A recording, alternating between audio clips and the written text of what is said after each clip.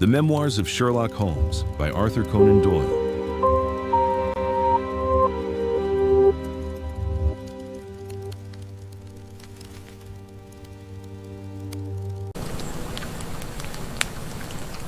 The Gloria Scott. "I have some papers here," said my friend Sherlock Holmes, as we sat one winter's night on either side of the fire, "which I really think, Watson, that it would be worth your while to glance over. These are the documents in the extraordinary case of the Gloria Scott, and this is the message which struck Justice of the Peace Trevor dead with horror when he read it." He had picked from a drawer a little tarnished cylinder, and undoing the tape, he handed me a short note scrawled upon a half sheet of slate-gray paper. "The supply of game for London is going steadily up," it ran. "Headkeeper Hudson, we believe, has been now told to receive all orders for fly paper and for preservation of your hen pheasant's life." As I glanced up from reading this enigmatical message, I saw Holmes chuckling at the expression upon my face. "You look a little bewildered," said he. "I cannot see how such a message as this could inspire horror. It seems to me to be rather grotesque than otherwise. Very likely. Yet the fact remains that the reader, who was a fine, robust old man, was knocked clean down by it as if it had been the butt end of a pistol." "You arouse my curiosity," said I. "But why did you say just now that there were very particular reasons why I should study this case?" "Because it was the first in which I was ever engaged." I had often endeavored to elicit from my companion what had first turned his mind in the direction of criminal research, but had never caught him before in a communicative humor. Now, he sat forward in this armchair and spread out the documents upon his knees. Then he lit his pipe and sat for some time smoking and turning them over.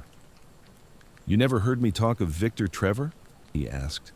"He was the only friend I made during the 2 years I was at college. I was never a very sociable fellow, Watson, always rather fond of moping in my rooms and working out my own little methods of thought, so that I never mixed much with the men of my year. Bar fencing and boxing, I had few athletic tastes, and then my line of study was quite distinct from that of the other fellows, so that we had no points of contact at all. Trevor was the only man I knew, and that only through the accident of his bull terrier freezing onto my ankle one morning as I went down to chapel.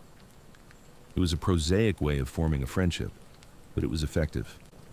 I was laid by the heels for 10 days, but Trevor used to come in to inquire after me. At first it was only a minute's chat, but soon his visits lengthened, and before the end of the term we were close friends. He was a hearty, full-blooded fellow, full of spirits and energy, the very opposite to me in most respects. But we had some subjects in common, and it was a bond of union when I found that he was as friendless as I. Finally, he invited me down to his father's place at Donathorpe in Norfolk, and I accepted his hospitality for a month of the long vacation. Old Trevor was evidently a man of some wealth and consideration, a J.P. and a landed proprietor. Donathorpe is a little hamlet just to the north of Langmere, in the country of the Broads. The house was an old-fashioned, widespread, oak-beamed brick building, with a fine lime-lined avenue leading up to it. There was excellent wild duck shooting in the fens, remarkably good fishing, a small but select library, taken over, as I understood, from a former occupant, and a tolerable cook, so that he would be a fastidious man who could not put in a pleasant month there. Trevor Sr. was a widower, and my friend his only son. There had been a daughter, I heard, but she had died of diphtheria while on a visit to Birmingham. The father interested me extremely. He was a man of little culture, but with a considerable amount of rude strength, both physically and mentally. He knew hardly any books, but he had traveled far, had seen much of the world, and had remembered all that he had learned. In person he was a thick-set, burly man with a shock of grizzled hair, a brown, weather-beaten face, and blue eyes which were keen to the verge of fierceness. Yet he had a reputation for kindness and charity on the countryside, and was noted for the leniency of his sentences from the bench. One evening, shortly after my arrival, we were sitting over a glass of port after dinner, when young Trevor began to talk about those habits of observation and inference which I had already formed into a system, although I had not yet appreciated the part which they were to play in my life. The old man evidently thought that his son was exaggerating in his description of 1 or 2 trivial feats which I had performed. "Come now, Mr. Holmes," said he, laughing good-humoredly.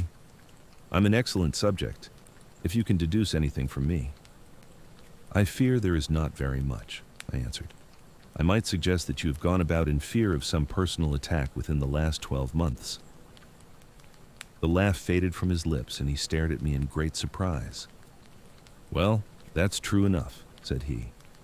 You know, Victor, turning to his son, when we broke up that poaching gang, they swore to knife us, and Sir Edward Hawley has actually been attacked. I've always been on my guard since then, though I have no idea how you know it. You have a very handsome stick, I answered. By the inscription I observed that you had not had it more than a year. But you have taken some pains to bore the head of it and pour melted lead into the hole so as to make it a formidable weapon. I argued that you would not take such precautions unless you had some danger to fear. Anything else? He asked, smiling. You have boxed a good deal in your youth. Right again. How did you know it? Is my nose knocked a little out of the straight? No, said I. It is your ears. They have the peculiar flattening and thickening which marks the boxing man. Anything else?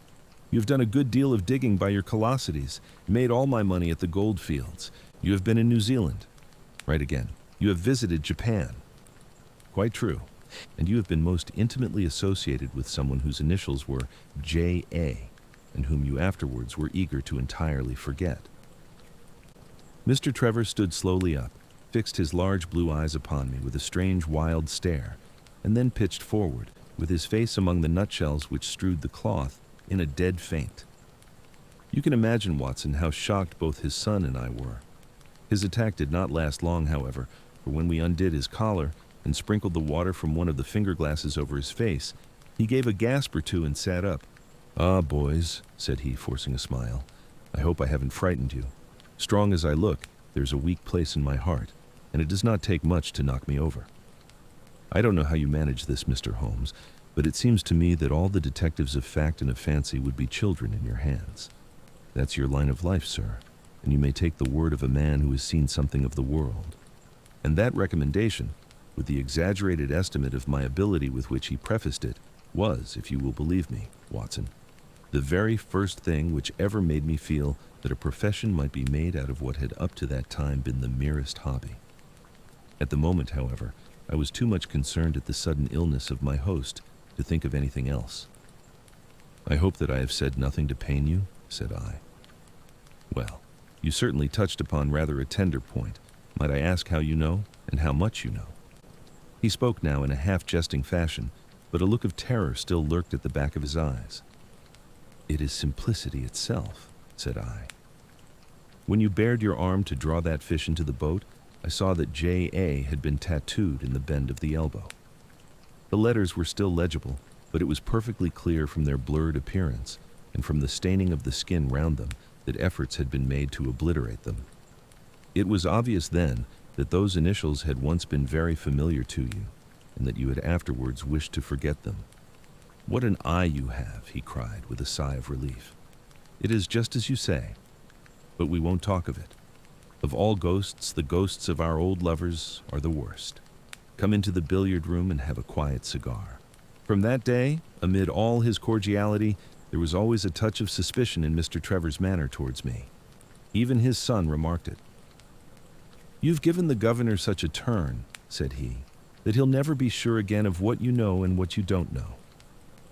He did not mean to show it, I am sure, but it was so strongly in his mind that it peeped out at every action. At last, I became so convinced that I was causing him uneasiness that I drew my visit to a close. On the very day, however, before I left, an incident occurred which proved in the sequel to be of importance. We were sitting out upon the lawn on garden chairs, the three of us, basking in the sun and admiring the view across the Broads, when a maid came out to say that there was a man at the door who wanted to see Mr. Trevor. What is his name? Asked my host. He would not give any. What does he want then?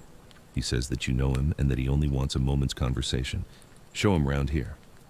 An instant afterwards there appeared a little wizened fellow with a cringing manner and a shambling style of walking. He wore an open jacket with a splotch of tar on the sleeve, a red and black check shirt, dungaree trousers, and heavy boots badly worn. His face was thin and brown and crafty, with a perpetual smile upon it, which showed an irregular line of yellow teeth, and his crinkled hands were half closed in a way that is distinctive of sailors. As he came slouching across the lawn, I heard Mr. Trevor make a sort of hiccoughing noise in his throat, and jumping out of his chair, he ran into the house. He was back in a moment, and I smelt a strong reek of brandy as he passed me. "Well, my man," said he, "what can I do for you?" The sailor stood looking at him with puckered eyes, and with the same loose-lipped smile upon his face. "You don't know me?" he asked. "Why, dear me, it is surely Hudson," said Mr. Trevor in a tone of surprise. "Hudson it is, sir," said the seaman. "Why, it's 30 year and more since I saw you last. Here you are in your house, and me still picking my salt meat out of the harness cask." "Tut, you will find that I have not forgotten old times," cried Mr. Trevor, and walking toward the sailor, he said something in a low voice. "Go into the kitchen," he continued out loud, "and you will get food and drink. I have no doubt that I shall find you a situation." "Thank you, sir," said the seaman, touching his forelock. "I'm just off a 2-year in an 8-knot tramp, short-handed at that, and I wants a rest. I thought I'd get it either with Mr. Beddoes or with you." "Ah," cried Trevor, "you know where Mr. Beddoes is? Bless you, sir. I know where all my old friends are," said the fellow with a sinister smile, and he slouched off after the maid to the kitchen.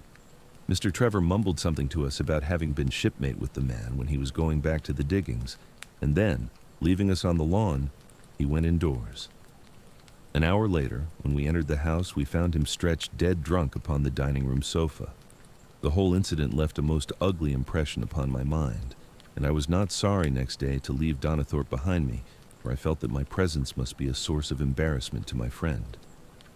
All this occurred during the first month of the long vacation. I went up to my London rooms, where I spent 7 weeks working out a few experiments in organic chemistry. One day, however, when the autumn was far advanced and the vacation drawing to a close, I received a telegram from my friend imploring me to return to Donathorpe, and saying that he was in great need of my advice and assistance. Of course, I dropped everything and set out for the north once more. He met me with the dog cart at the station, and I saw at a glance that the last 2 months had been very trying ones for him. He had grown thin and careworn, and had lost the loud, cheery manner for which he had been remarkable. "The governor is dying," were the first words he said. "Impossible!" I cried. "What is the matter?" "Apoplexy. Nervous shock. He's been on the verge all day. I doubt if we shall find him alive." I was, as you may think, Watson, horrified at this unexpected news. "What has caused it?" I asked. "Ah, that's the point. Jump in and we can talk it over while we drive. You remember that fellow who came upon the evening before you left us?" "Perfectly. Do you know who it was that we led into the house that day?" "I have no idea." "It was the devil, Holmes," he cried. I stared at him in astonishment. Yes, it was the devil himself. We have not had a peaceful hour since. Not one. The governor has never held up his head from that evening, and now the life has been crushed out of him and his heart broken, all through this accursed Hudson. What power had he then? Ah, that is what I would give so much to know. The kindly, charitable, good old governor. How could he have fallen into the clutches of such a ruffian? But I am so glad that you have come, Holmes. I trust very much to your judgment and discretion, and I know that you will advise me for the best. We were dashing along the smooth white country road, with the long stretch of the Broads in front of us glimmering in the red light of the setting sun. From a grove upon our left, I could already see the high chimneys and the flagstaff which marked the squire's dwelling. "My father made the fellow gardener," said my companion, and then, as that did not satisfy him, he was promoted to be butler. The house seemed to be at his mercy, and he wandered about and did what he chose in it. The maids complained of his drunken habits and his vile language. The dad raised their wages all round to recompense them for the annoyance. The fellow would take the boat and my father's best gun and treat himself to little shooting trips. And all this with such a sneering, leering, insolent face that I would have knocked him down 20 times over if he had been a man of my own age. I tell you, Holmes, I have had to keep a tight hold upon myself all this time, and now I am asking myself whether, if I had let myself go a little more, I might not have been a wiser man. Well, matters went from bad to worse with us, and this animal Hudson became more and more intrusive, until at last, on making some insolent reply to my father in my presence one day, I took him by the shoulders and turned him out of the room.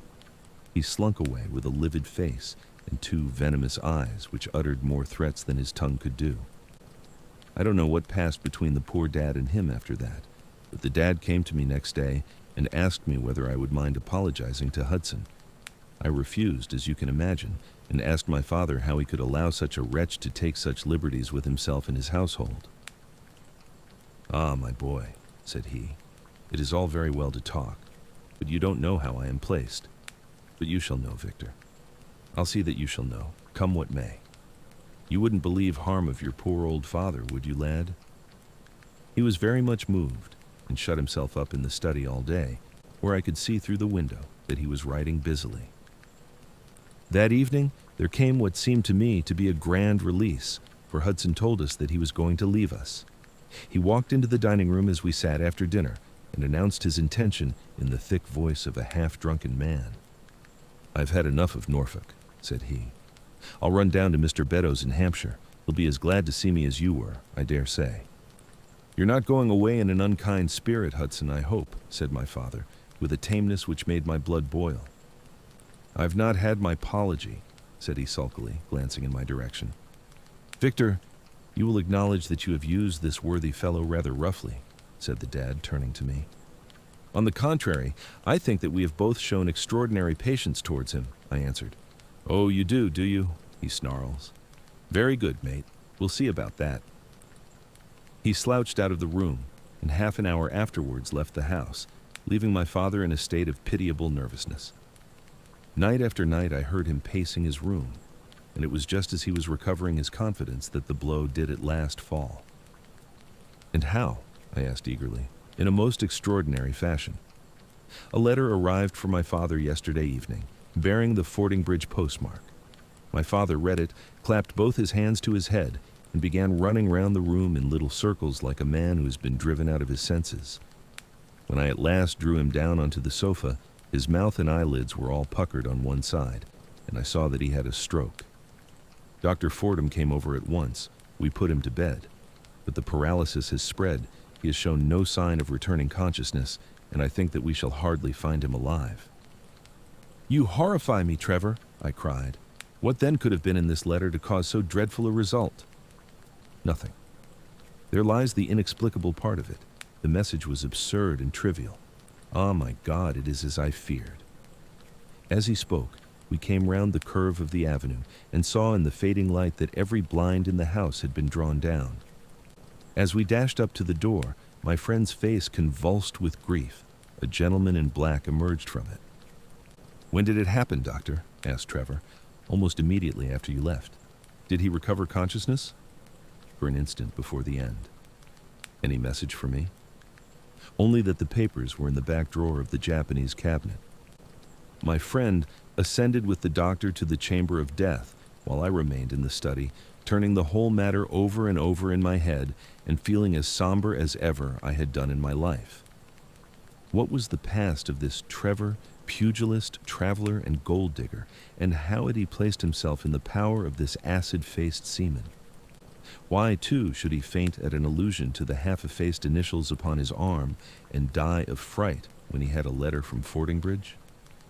Then I remembered that Fordingbridge was in Hampshire, and that this Mr. Beddoes, whom the seaman had gone to visit and presumably to blackmail, had also been mentioned as living in Hampshire. The letter, then, might either come from Hudson, the seaman, saying that he had betrayed the guilty secret which appeared to exist, or it might come from Beddoes, warning an old confederate that such a betrayal was imminent. So far, it seemed clear enough. But then how could this letter be trivial and grotesque, as described by the son? He must have misread it. If so, it must have been one of those ingenious secret codes which mean one thing while they seem to mean another. I must see this letter. If there were a hidden meaning in it, I was confident that I could pluck it forth. For an hour I sat pondering over it in the gloom, until at last a weeping maid brought in a lamp, and close at her heels came my friend Trevor, pale but composed, with these very papers which lie upon my knee held in his grasp. He sat down opposite to me, drew the lamp to the edge of the table, and handed me a short note scribbled, as you see, upon a single sheet of gray paper. "The supply of game for London is going steadily up," It ran. Headkeeper Hudson, we believe, has been now told to receive all orders for flypaper and for preservation of your hen pheasant's life. I dare say my face looked as bewildered as yours did just now when first I read this message. Then I reread it very carefully. It was evidently as I had thought, and some secret meaning must lie buried in this strange combination of words. Or could it be that there was a prearranged significance to such phrases as flypaper and hen pheasant? Such a meaning would be arbitrary and could not be deduced in any way. And yet I was loath to believe that this was the case, and the presence of the word Hudson seemed to show that the subject of the message was as I had guessed, and that it was from Beddoes rather than the sailor. I tried it backwards, but the combination life pheasant's hen was not encouraging. Then I tried alternate words, but neither the of for nor supply game London promised to throw any light upon it. And then, in an instant, the key of the riddle was in my hands, and I saw that every third word, beginning with the first, would give a message which might well drive old Trevor to despair. It was short and terse, the warning, as I now read it to my companion. The game is up. Hudson has told all. Fly for your life.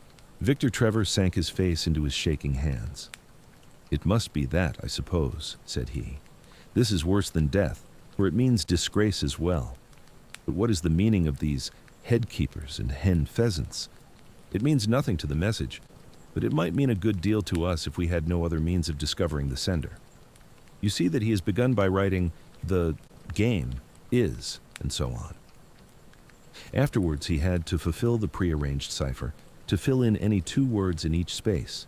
He would naturally use the first words which came to his mind, and if there were so many which referred to sport among them, you may be tolerably sure that he is either an ardent shot or interested in breeding. Do you know anything of this Beddoes? Why, now that you mention it, said he, I remember that my poor father used to have an invitation from him to shoot over his preserves every autumn. Then it is undoubtedly from him that the note comes, said I. It only remains for us to find out what this secret was which the sailor Hudson seems to have held over the heads of these 2 wealthy and respected men. Alas, Holmes, I fear that it is one of sin and shame, cried my friend, but from you I shall have no secrets. Here is the statement which was drawn up by my father when he knew that the danger from Hudson had become imminent. I found it in the Japanese cabinet, as he told the doctor. Take it and read it to me, for I have neither the strength nor the courage to do it myself. These are the very papers, Watson, which he handed to me, and I will read them to you, as I read them in the old study that night to him. They are endorsed outside, as you see, some particulars of the voyage of the bark Gloria Scott, from her leaving Falmouth on the 8th of October, 1855, to her destruction in north latitude 15 degrees 20 minutes, west longitude 25 degrees 14 minutes on November 6th. It is in the form of a letter, and runs in this way. My dear, dear son, now that approaching disgrace begins to darken the closing years of my life, I can write with all truth and honesty that it is not the terror of the law, it is not the loss of my position in the county, nor is it my fall in the eyes of all who have known me, which cuts me to the heart. But it is the thought that you should come to blush for me, you who love me, and who have seldom, I hope, had reason to do other than respect me. But if the blow falls which is forever hanging over me, then I should wish you to read this, that you may know straight from me how far I have been to blame. On the other hand, if all should go well, which may kind God Almighty grant, then if by any chance this paper should be still undestroyed and should fall into your hands, I conjure you by all you hold sacred, by the memory of your dear mother, and by the love which had been between us, to hurl it into the fire, and to never give one thought to it again. If then your eye goes on to read this line, I know that I shall already have been exposed and dragged from my home, or as is more likely, for you know that my heart is weak, by lying with my tongue sealed forever in death. In either case the time for suppression is past, and every word which I tell you is the naked truth, and this I swear as I hope for mercy. My name, dear lad, is not Trevor. I was James Armitage in my younger days, and you can understand now the shock that it was to me a few weeks ago, when your college friend addressed me in words which seemed to imply that he had surmised my secret. As Armitage it was that I entered a London banking house, and as Armitage I was convicted of breaking my country's laws and was sentenced to transportation. Do not think very harshly of me, laddie. It was a debt of honor, so-called, which I had to pay, and I used money which was not my own to do it, in the certainty that I could replace it before there could be any possibility of its being missed. But the most dreadful ill luck pursued me. The money which I had reckoned upon never came to hand, and a premature examination of accounts exposed my deficit. The case might have been dealt leniently with, but the laws were more harshly administered 30 years ago than now, and on my 23rd birthday, I found myself chained as a felon with 37 other convicts in 'tween decks of the bark Gloria Scott, bound for Australia. It was the year 55 when the Crimean War was at its height, and the old convict ships had been largely used as transports in the Black Sea. The government was compelled, therefore, to use smaller and less suitable vessels for sending out their prisoners. The Gloria Scott had been in the Chinese tea trade, but she was an old-fashioned, heavy-bowed, broad-beamed craft, and the new clippers had cut her out.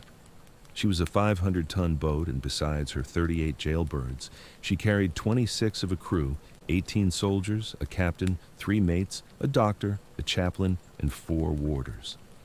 Nearly 100 souls were in her, all told, when we set sail from Falmouth.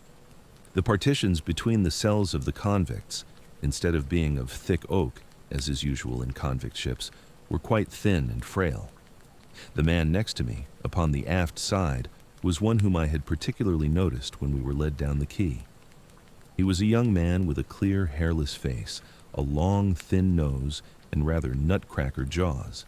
He carried his head very jauntily in the air, had a swaggering style of walking, and was, above all else, remarkable for his extraordinary height.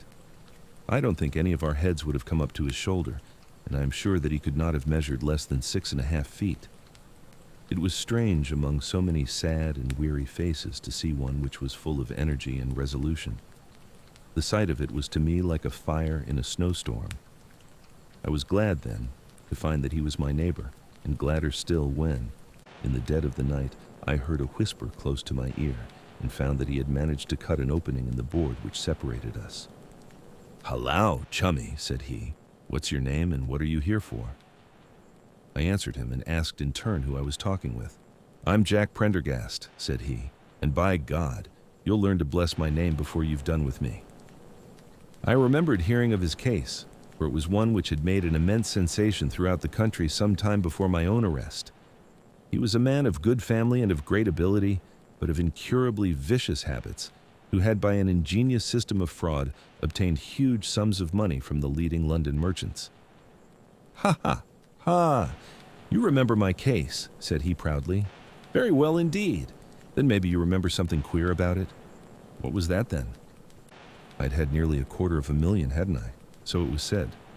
But none was recovered, eh? No. "Well, where do you suppose the balance is?" he asked. "I have no idea," said I. "Right between my finger and thumb," he cried. "By God, I've got more pounds to my name than you've hairs on your head. And if you've money, my son, and know how to handle it and spread it, you can do anything.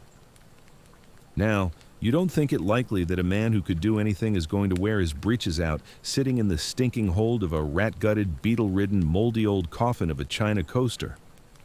No, sir, such a man will look after himself, and will look after his chums. You may lay to that.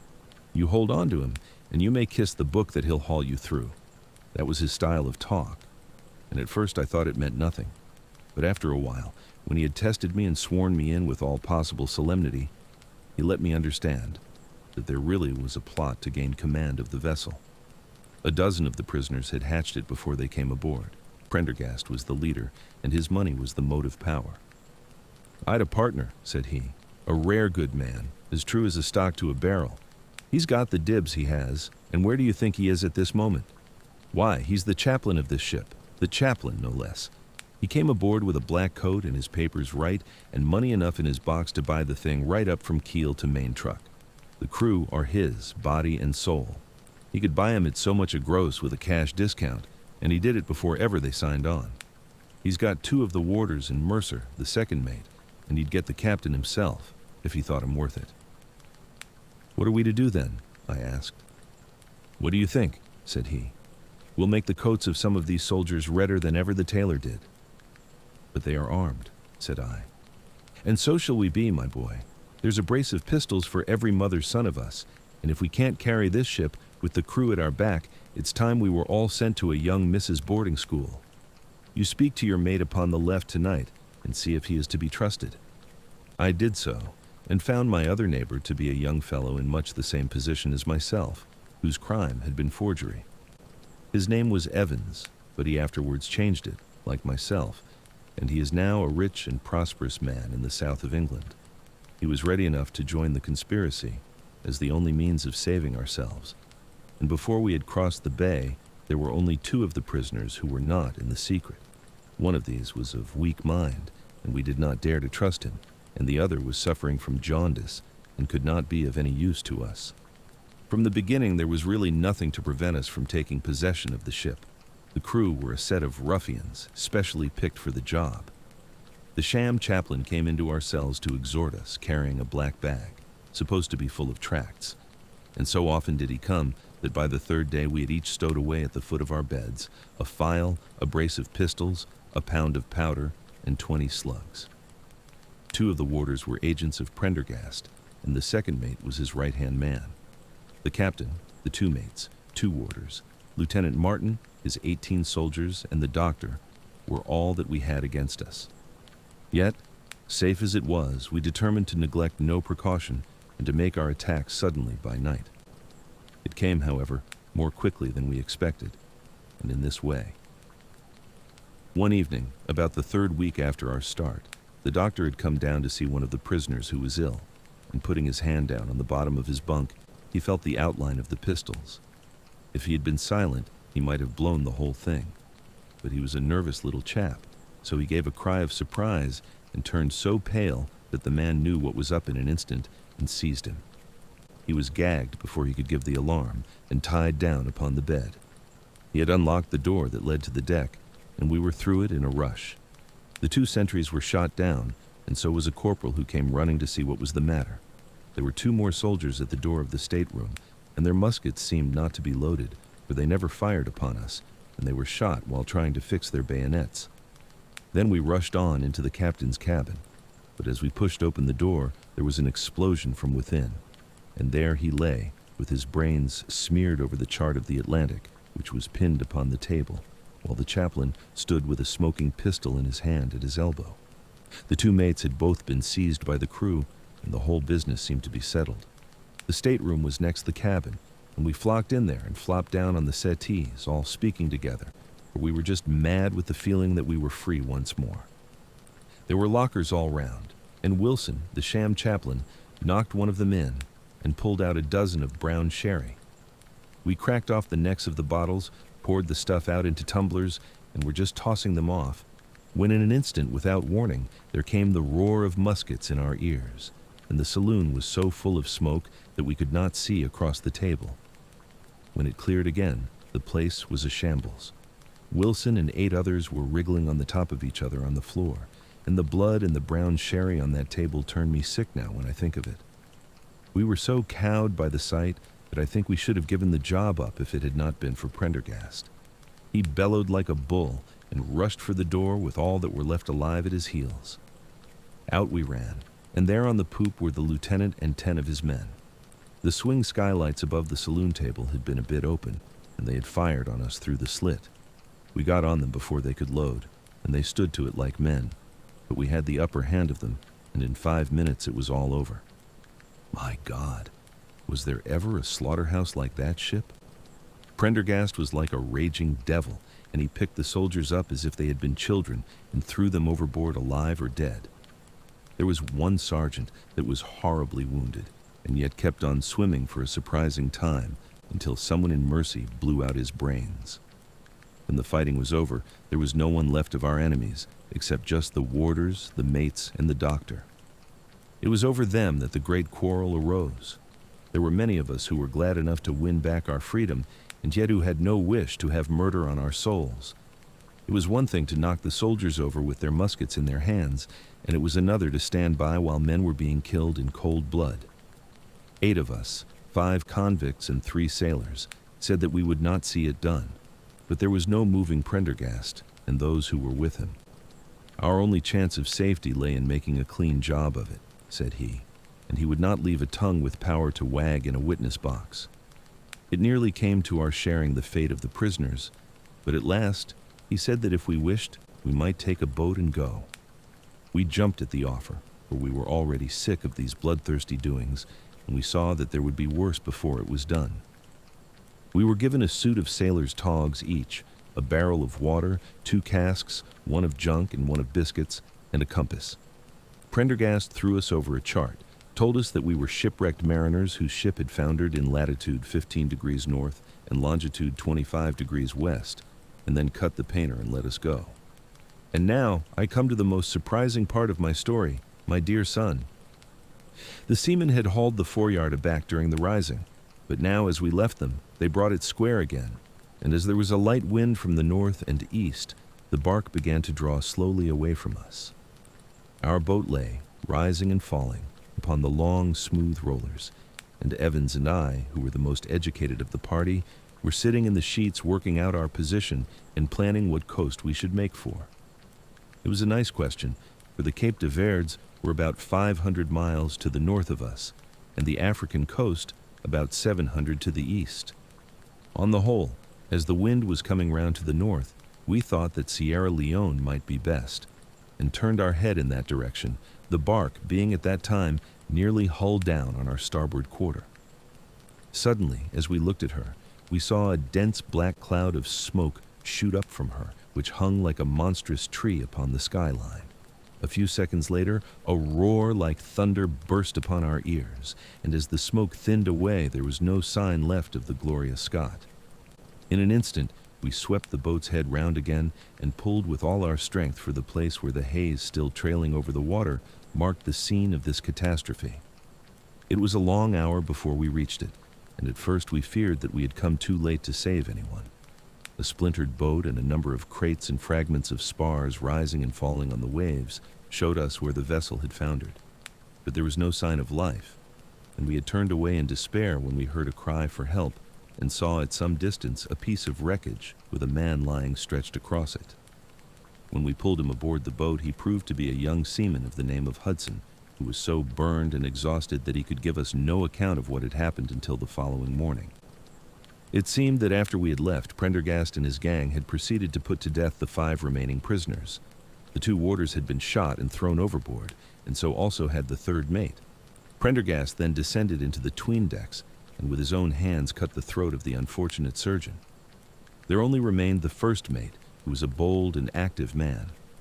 When he saw the convict approaching him with the bloody knife in his hand, he kicked off his bonds, which he had somehow contrived to loosen, and rushing down the deck, he plunged into the afterhold. A dozen convicts, who descended with their pistols in search of him, found him with a matchbox in his hand, seated beside an open powder barrel, which was one of 100 carried on board, and swearing that he would blow all hands up if he were in any way molested. An instant later, the explosion occurred, though Hudson thought it was caused by the misdirected bullet of one of the convicts rather than the mate's match. Be the cause what it may, it was the end of the Gloria Scott and of the rabble who held command of her. Such, in a few words, my dear boy, is the history of this terrible business in which I was involved. Next day, we were picked up by the brig Hotspur, bound for Australia, whose captain found no difficulty in believing that we were the survivors of a passenger ship which had foundered. The transport ship Gloria Scott was set down by the Admiralty as being lost at sea, and no word has ever leaked out as to her true fate. After an excellent voyage, the Hotspur landed us at Sydney, where Evans and I changed our names and made our way to the diggings, where, among the crowds who were gathered from all nations, we had no difficulty in losing our former identities. The rest I need not relate. We prospered, we traveled, we came back as rich colonials to England, and we bought country estates. For more than 20 years we have led peaceful and useful lives, and we hoped that our past was forever buried. Imagine then my feelings when in the seaman who came to us, I recognized instantly the man who had been picked off the wreck. He had tracked us down somehow, and had set himself to live upon our fears. You will understand now how it was that I strove to keep the peace with him, and you will in some measure sympathize with me in the fears which fill me now that he has gone from me to his other victim with threats upon his tongue. Underneath is written in a hand so shaky as to be hardly legible. Beddoes writes in cipher to say, H has told all. Sweet Lord, have mercy on our souls. That was the narrative which I read that night to young Trevor, and I think, Watson, that under the circumstances it was a dramatic one. The good fellow was heartbroken at it and went out to the Terai tea planting, where I hear that he is doing well. As to the sailor and Beddoes, neither of them was ever heard of again after that day on which the letter of warning was written. They both disappeared utterly and completely. No complaint had been lodged with the police, so that Beddoes had mistaken a threat for a deed. Hudson had been seen lurking about, and it was believed by the police that he had done away with Beddoes and had fled. For myself, I believe that the truth was exactly the opposite. I think that it is most probable that Beddoes, pushed to desperation and believing himself to have been already betrayed, had revenged himself upon Hudson and had fled from the country with as much money as he could lay his hands on. Those are the facts of the case, Doctor, and if they are of any use to your collection, I am sure that they are very heartily at your service.